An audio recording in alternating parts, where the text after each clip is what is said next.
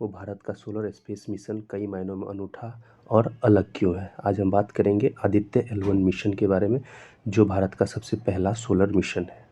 तो चलिए बात करते हैं हम लोग आदित्य L1 मिशन के बारे में। जैसा कि आप जानते हैं, भारत का पहला सोलर मिशन है ये आदित्य L1, और इसका मकसद है सूर्य और कोरोना, जो सोलर कोरोना होता है उसके बारे में अध्ययन करना है। इस मिशन के जरिए सूर्य के वायुमंडल का अध्ययन करने के लिए पृथ्वी से 15 लाख किलोमीटर की दूरी पर भेजे जाएंगे।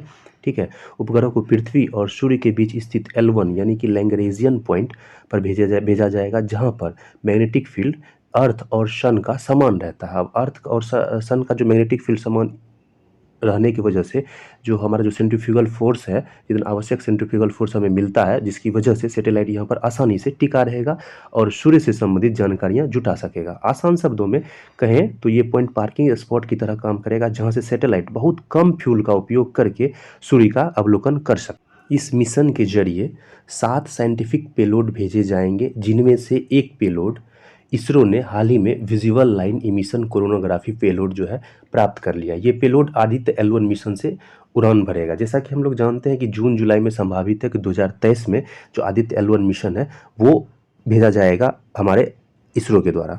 और ये जो 7 साइंटिफिक पेलोड हैं, ये पेलोड जो है सूर्य की उस सतह का अध्ययन करेगा जिसे फोटोस्फीयर कहा जाता है। अब फोटोस्फीयर क्या होता है, थोड़ा सा उसके बारे में जान लीजिए। फोटोस्फीयर वह होता है जो स्टार्स का आउटर सेल का वह भाग जहाँ से लाइट रेडिएट होती है, उसे ही फोटोस्फीयर कहा जाता है। इसके ऊपर एक अनियमित परत होती है जिसे क्रोमोस्फीयर कहा जाता है। फिर कोरोना नामक एक परत होती है जो हजारों किलोमीटर तक फैली हुई होती है। अब ये कोरोना क्या चीज़ होती है उसके बारे में हम लोग सन के आउटर एटमॉस्फेयर को हम लोग कोरोना कहते हैं।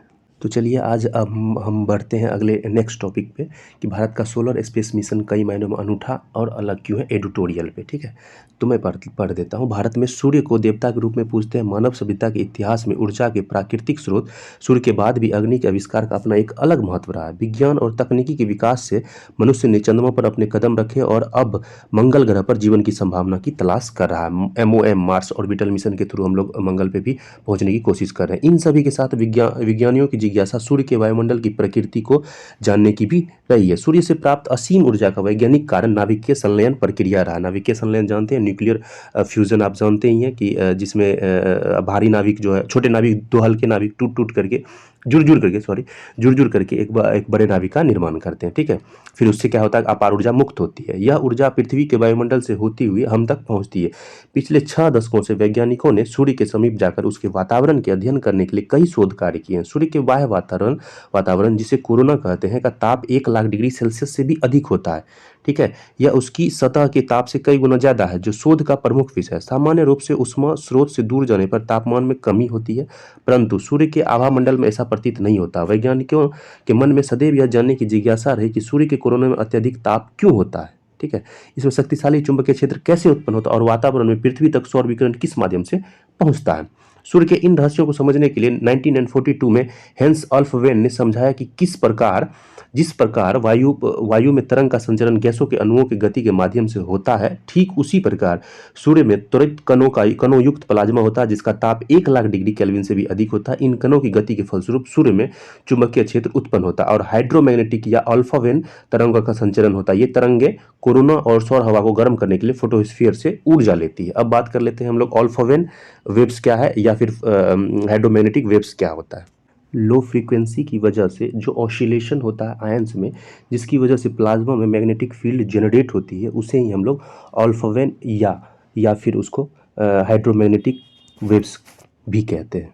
आगे देखते हैं। इस सैद्धांतिक मत को सिद्ध करने के लिए 1960 से लगातार दुनिया के कई अंतरिक्ष एजेंसियों ने कई सौर उपग्रहों को सूर्य की कक्षा में भेजा। इन प्रयोगों से सूर्य के बारे में कई महत्वपूर्ण जानकारियां भी प्राप्त हुई है।